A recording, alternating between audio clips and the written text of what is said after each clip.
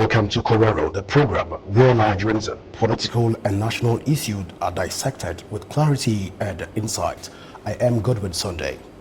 Well, tonight we beam our spotlight to Abia State, and to help us unpack, we have with us Honorable Ibe Okwara Osonwa, a member representing Arochukwu Ohafia Federal Constituency, who will guide us through the political and social cultural developments within the state. Well, stay with us. We'll go for a short break right now. When we come back, we'll delve straight into the conversation. Please go nowhere as Correro continues in a moment.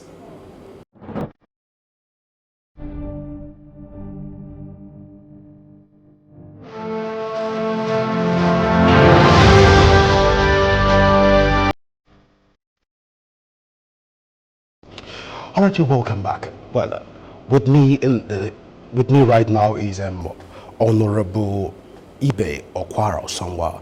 First, you're welcome to Correro. Thank you.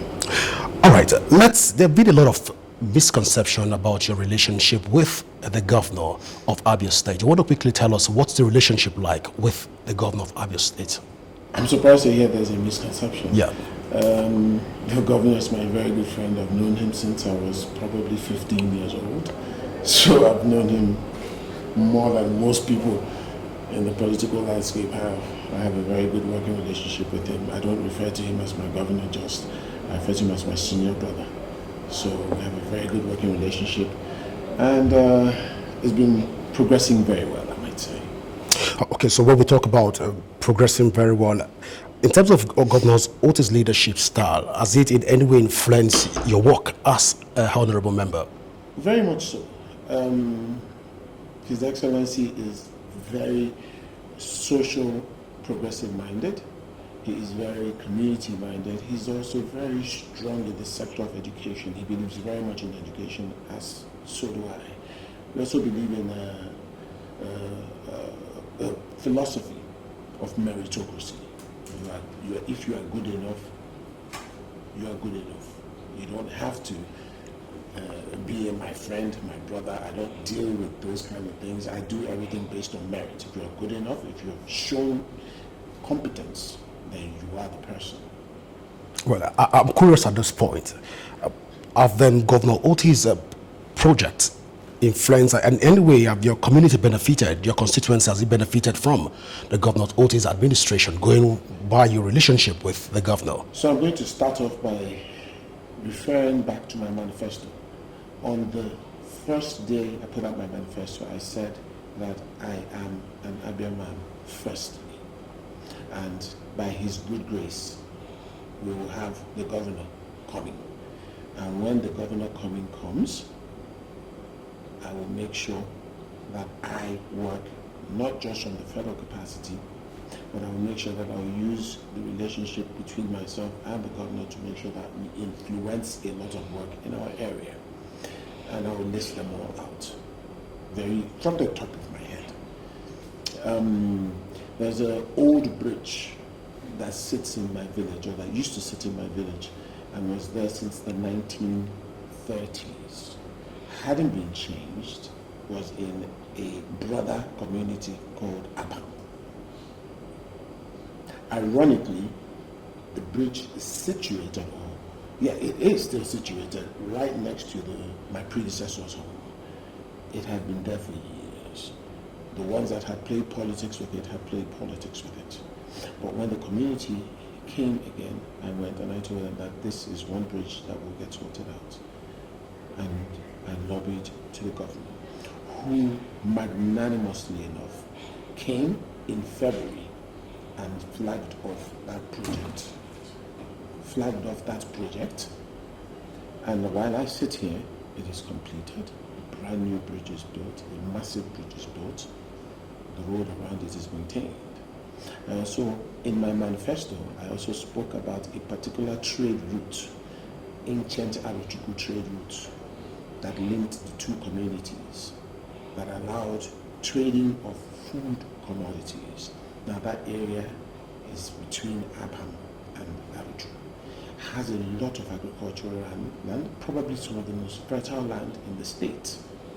But like I always tell people also, I tell you, if you take a human being and look at a human being's body, as a country, and the blood that flows in the person's body as the finances, then the roads are the network.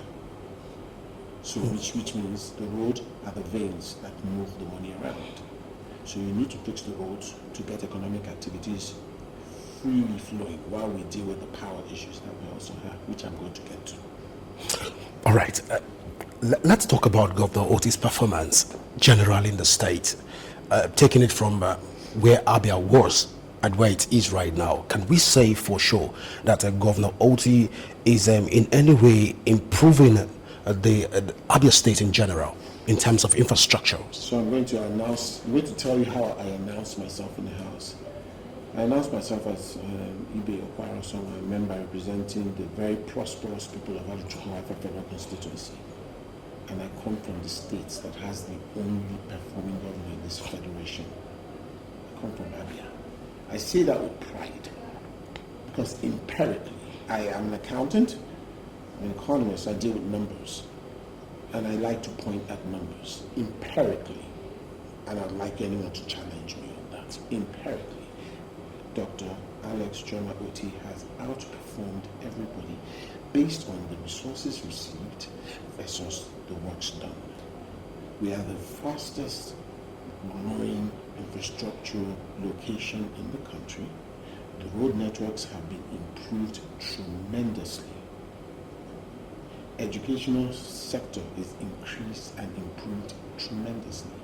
Healthcare has the largest percentile budget allocation in the country. So it tells you where the focus is, and it tells you where the performance lies. We have done more in 2.5 years than had been done in 24 years prior. Numbers don't lie, as they say.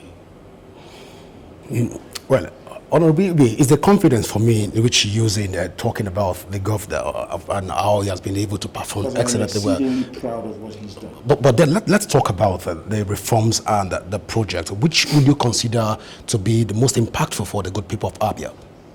Look, again, I repeat, a body is a nation, a state. The blood is the economy. The veins are the roads that connect across the body for the blood to live. The greatest selling and selling point of Abia State is our economic prowess. The economic powerhouse is Aba. We have improved road network in Aba, improved power delivery in Aba, which means the cost of production comes down, and we are still working on increasing and improving all these sectors. The only way a people thrive is if they are economically empowered. And that's what he's doing. He's making sure that every hindrance to economic activities are being improved. And once you've done that, what else? What else is the responsibility of the state or of a governor? In a state that had been clearly neglected and raped for 24 years. Interesting. Now, let's talk about the Ibe Okwara Osonwa Foundation. Of course, understand that this foundation is largely focused on youth and women empowerment. But let's begin the conversation first. Tell us, what inspired you to even create or establish this foundation? I come from a household that has always dealt in philanthropy. The Igbo man saying is is a very key component of what we do. You did that interpretation.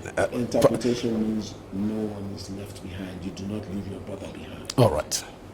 And it is important we have that kind of philosophy.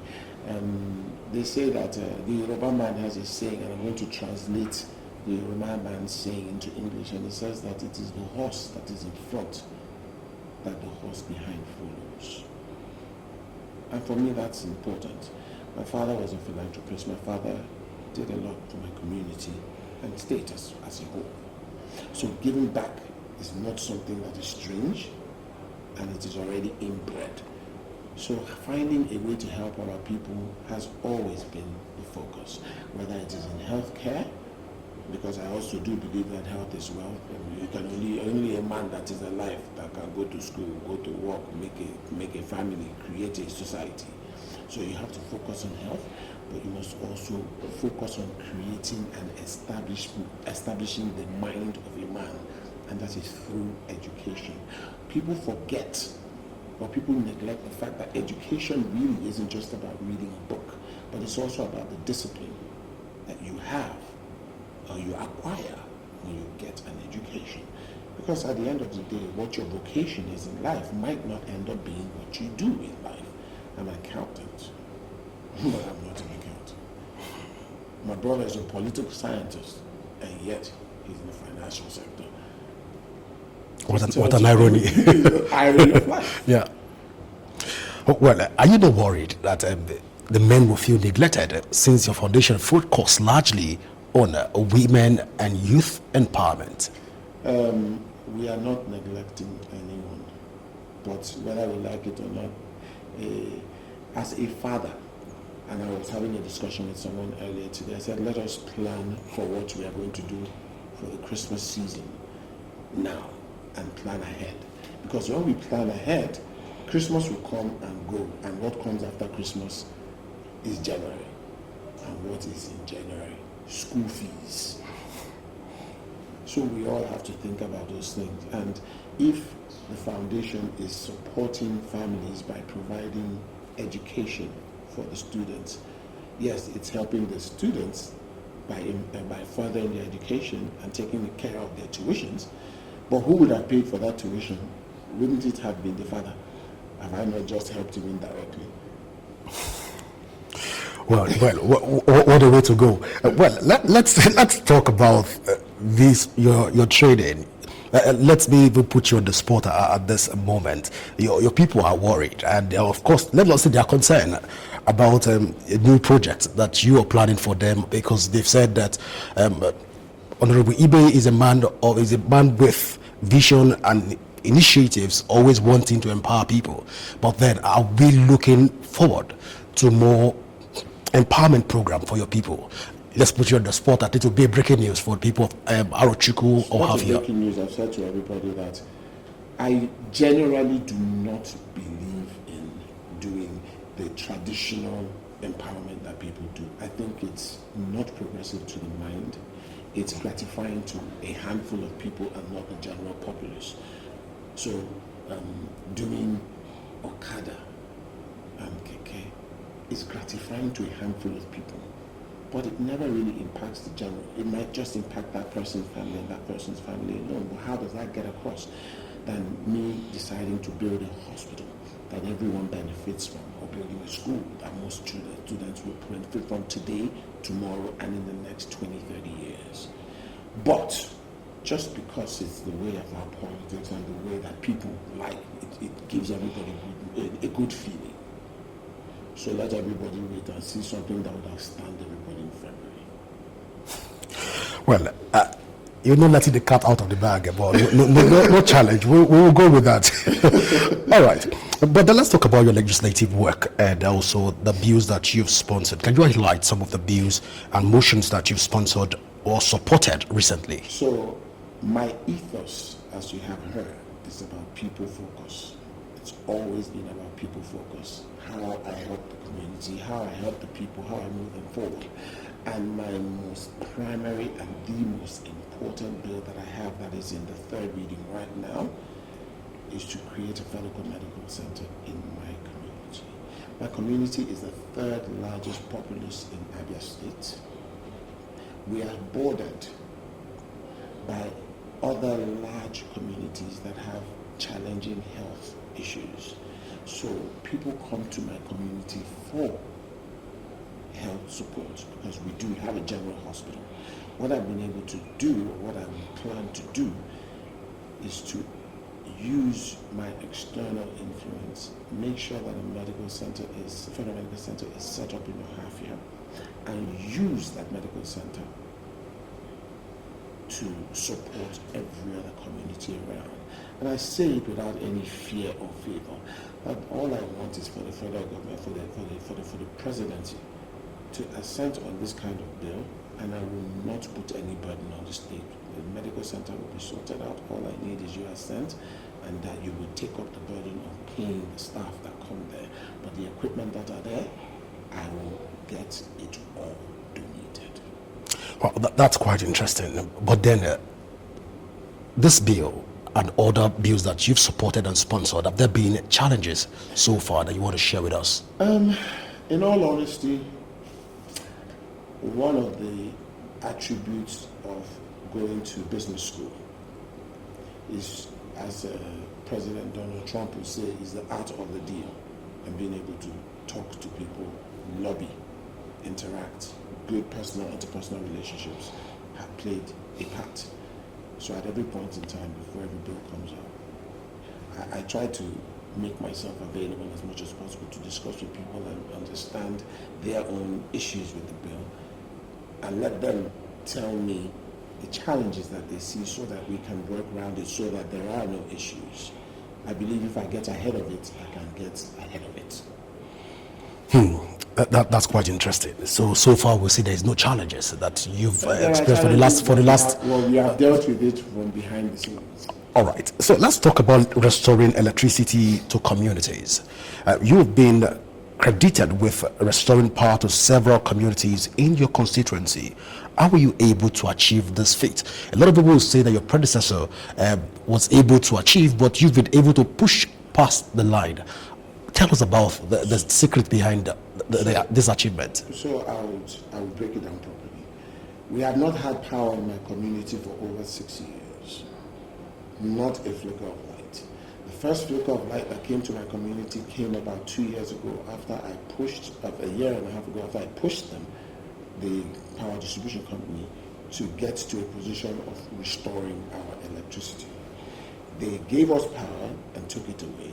And then we faced the issues that face the country as a whole now, which is vandalism of our infrastructure, theft of wires through scrap metal dealers. We have, as a community, come together to say we are going to fight against that, which has helped. But again, I go back to my very much performing governor, who has stepped in after my continuous harassment and pleading with him, as well as the great support that I received from the deputy governor, whom is also my brother. We have been able to secure a lasting arrangement for power in the state as a whole. Like I have said, power is, quite frankly, 60% of the cost of production in the country comes from the procurement of stable power, whether through generators, inverters, whatever. If we can solve that as a whole, then we increase economic productivity for the whole state. And that's the ethos and motto that we're working with, and that's how we've been able to hopefully go over this challenge of power. We are hoping that we're going to have light in the community in a month. That's quite interesting. But Honorable, if I get you correctly, you're saying for 6 years, yes, the community did not have any form of power. Yes, sir. All right. Let's put that on the record. Okay. Now, let's talk again about the whole issue of doing things differently, which you've always stood for. What exactly are you doing differently from your predecessor as the representative of our Arochukwu Ohafia federal constituency so far? I run a very inclusive arrangement. I believe that if I don't speak to the people, then I don't know what is required. From the first day I took office, after all the legal travels that follow Nigerian politics, I went back to the community and said, I would not want a situation where each community will not benefit from the dividends of democracy, as it were. So what I did was I stayed with the community and made each ward, I have 22 wards in my constituency, and I made each ward pick lots. They picked their lots to allocate which year that they would get something. so that nobody would say I was favorite towards a community or my own personal community. I come from Ibim and Ohafia. So imagine if the first project that was ever done in the state, in my constituency, was from Ibim without due consultation. It would be he's doing for his village. It's only his people that he cares about. He doesn't want to do. So I made sure that lots were drawn. The names of the people that drew the lots were known. The lots were put online so everybody can see it. So nobody will come and tell me you haven't done for my people yet. Because when you say so, I will say, but the Lord says your own is in year 2 or in year 3. And wait for the year to come now. And if it doesn't happen, then come and tell me that afterwards. I believe, for me, it's all a case of my hands are like this. My hands are on the table and they're always open. Again, I was brought up very properly. God was kind to my father, and so he was able to educate me properly and raise me properly. There is pretty much nothing that I wanted in life that I didn't get. So it would be wrong for me now to steal, because I was given what I wanted. Most importantly, I was given a very good education, so I am not lazy, and I worked for everything that I had through the grace of God. Emphasizing hands always on the table. When I go to my community, you will never see 1,000 people walk around me as in security. My gate is always open. Everybody walks into my home, which means I am not afraid of anything. I live in a very safe community. Moreover, I do not steal. So what am I afraid of? It's all about transparency. Once you are transparent, then you go to sleep at night without any fear of it. And that is what's on record. Well, Honorable, at this point, we will say that you're not a regular Nigerian politician because of your philosophy and also your guiding principles. But then, tell us, what philosophy actually guides your decision making?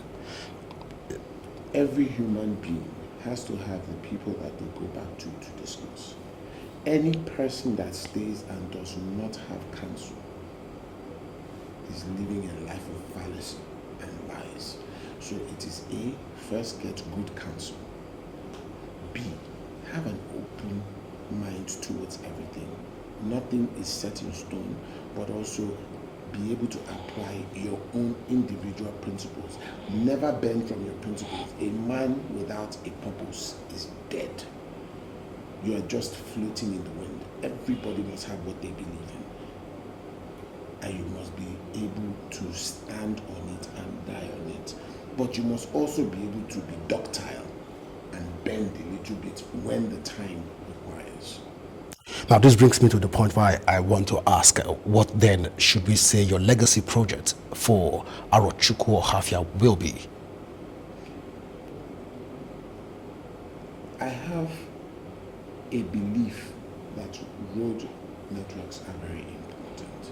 I am currently embarking on a very audacious plan of building a 20-kilometer road linking my stale community. My community sits in the middle of the constituency, where everyone comes in and goes out. My community has the second largest military barracks in the country, which means there is a lot of activity in my area. But yet we have one small road that flows through it.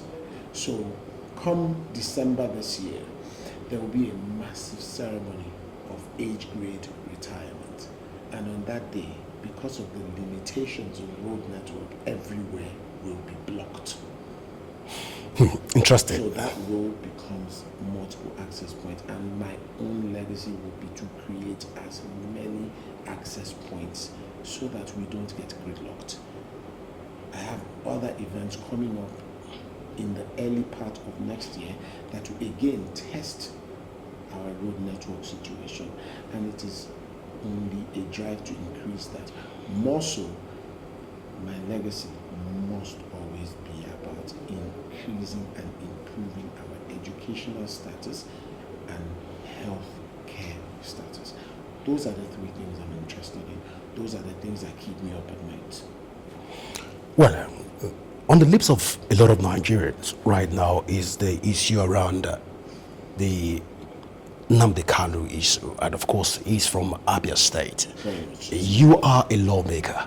Let's even bring this to your table. What's your reaction to the continued detention of Mazen Nnamdi Kanu? My position is the same position as every single Southeastern lawmaker that recently, and I say recently very loosely because we signed that letter that was recently published a while ago, saying that we want to plead, intervene with the presidency to release Mazi Nnamdi. It is important that there's a saying before they say that your father will hold you with one hand, he will beat you with one hand, and then he will suckle you and comfort you with the other one. And that's what we should be doing. Nobody attests and wants a war. I was born in 1974. I did not see the war. But I have a brother and a sister that saw that war. And it is not something that anybody will want to live through again. I am also possibly one of the most detribalized Nigerians, and I'll say that for myself. I am an Igbo man, married to a Yoruba man, whose best friend is a Hausa man. I mean, how more detribalized can I be? And that's just because of exposure. So I have no issues with anybody.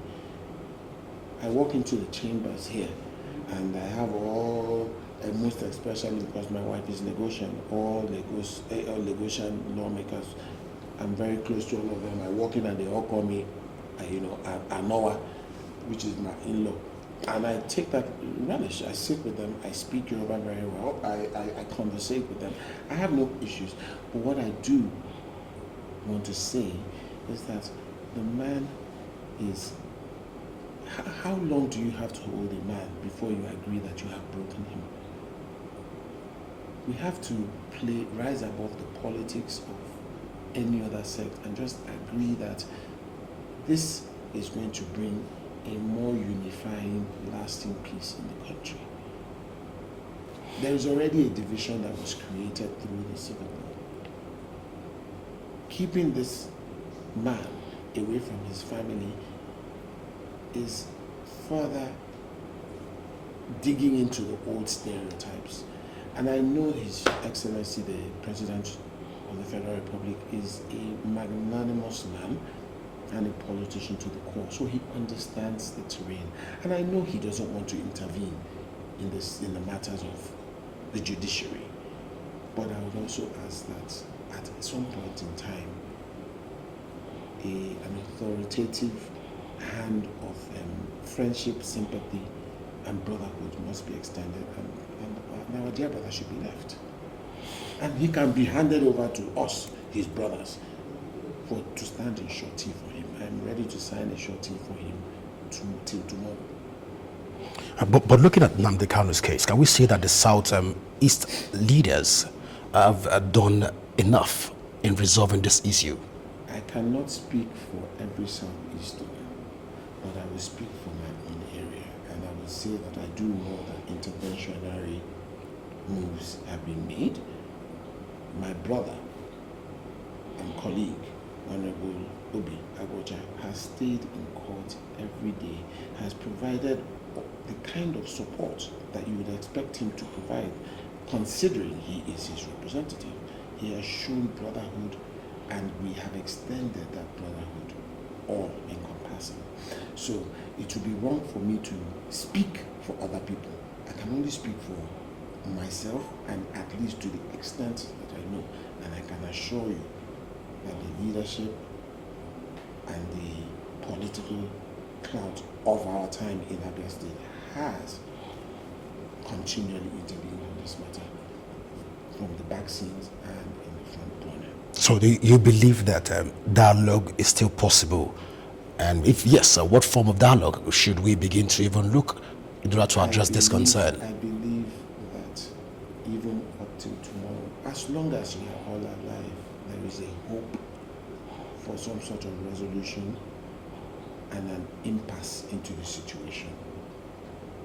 How it will come, if I did know that, then I would go right now, and I would find a way to buy a Powerball ticket in America and win $789 million in the lottery. I don't have that power to see into the future. All I do know is that I have the faith and the hope that this will be resolved.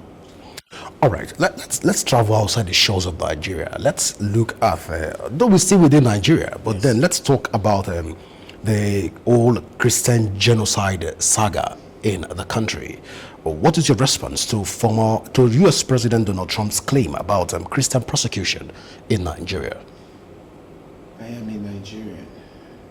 I am not a foreigner. I do not look at things from the prism of petty politics. I know Muslim people, northerners, that have been killed by the same sect. I know Muslim villages that have been sacked. Are they killing Christians? Yes, they are. Is it wrong? Yes, it is. But for you to say it is just Christians that are being killed is quite frankly wrong. Everyone has been hurt here. Both sides have been hurt. Yes, the Christians have been persecuted. That does not take away from the fact that other people, it is the only way forward. What we should be discussing is stopping this problem and not saying it is a Christian or a Muslim issue. What it does, it creates divides that we don't need or want. We are a country split down the middle on religious grounds, and only the grace of God, the beauty of being a Nigerian, and the favor that follows it, that has kept us intact. Let us not stoke any kind of tribal or religious issues. Anybody that wants to come and help us, we are very much welcoming of this help. Help through intelligence, help through supply and provision of material to prosecute this fight. But please do not come and stoke issues where they are not. That's quite interesting. So how should Nigeria address this issue of insecurity and religious tension in a way that restores global confidence? The only way we solve this issue is actually do something. There's so much in actually doing. Igbo man will say kam kam. That will mean okay. Meaning talking and doing are different. Come on your chew. We'll get to learn all of that. Well, it's quite interesting. We'll get to learn that. But then let's even, as we begin to wrap up, what's your long-term vision for Arochukwu Federal Constituency? Long-term vision? Yeah. Arochukwu Ohafia Federal Constituency. Long-term vision? Yeah. Prosperity. I am very much deliberate. I have colleagues that come here and say they are from the good people, the good and the bad. I couch my own on prosperity. We are prosperous. We have always been prosperous. I come from Ohafia. Ohafia has, if you Google, and don't take my word for it, Google. If you Google small London, a place called Abiriba will pop up on Google Map, on Google's search engine. Abiriba is in my community, so it's in Ohafia. So we have always been prosperous, we have always been hardworking, and it is just to make sure that we create the enabling environment. I look and I see places like Nnewi as somewhere that I would like my community to be like, where all our people have not divested, but diversified, brought some of their investment back home, create employment in our area, which creates jobs, creates economic opportunity, and let the trickle-down economics of it happen to my community. If a man is earning well, able to feed his family and meet his immediate needs, gets to the third tier of Maslow's hierarchy of need, then he's a happy man. And that's what I want. Happy people. Because generally we're Nigerians, we're always happy. It's just to make us happier in my own area that I'm more interested in. Well, Honorable Ibe, there are whispers that after the tenure of His Excellency Governor Alex Oti, that you are likely going to come out to contest for the governorship election, and you are in the seat of governorship in Abia State. How correct is this whispers? My response will be that I am a lawmaker. I have the term to serve as a lawmaker. If it is the people's wish, come the 2020 elections, I will run for another term. And if I do that, if the people wish, we will go somewhere else. Where that place is, I do not know. What I do know is that if I had an inclination as to how tomorrow would be, then I repeat, I will go and buy Bet Naija now, and play and bet plenty money, and I have the money to run whatever elections that I need to run, because I would have won it from two. So, in clear terms, you said you're not in the seat of government right now. The government house in Abia State. The government house belongs to my brother, my mentor, my friend, my leader, Dr. Alex Ohafia. Well, we've got that cleared. So but then, just as a parting gift right now, what message do you have for your people who look up to you as a role model, especially youth within Arochukwu or Ohafia? I've held you in a very high esteem, and some of them look forward to even replicating you in their daily lives of honesty, pace setting, achievement, and innovation. What message do you have for them? We just continue to put one foot in front of the next one. Never use anybody as a benchmark for anything. We are all human, so we are all fallible to failure. But just set your own pace. Yes, have role models. It's important to have someone to emulate, but never copy. Because, quite frankly, God made us all individual. We never know. We have no idea what God has planned for us. It's just be the best person that you can be and leave the rest to God. Just live a normal, quiet life. Try and stay in the straight and narrow. It's very difficult, but stay there. The rewards are there.